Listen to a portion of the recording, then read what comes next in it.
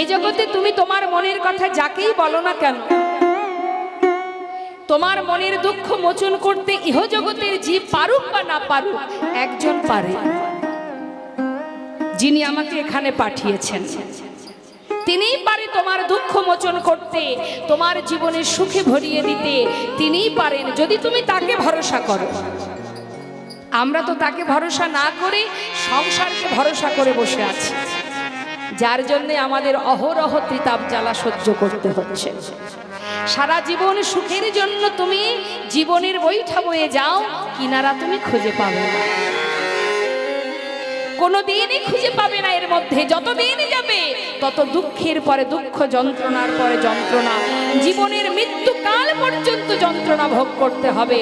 জগতে সেই একমাত্র সুখী যে জন কৃষ্ণ সুখী সুখী, যে জন গোবিন্দকে ভালোবেসেছে,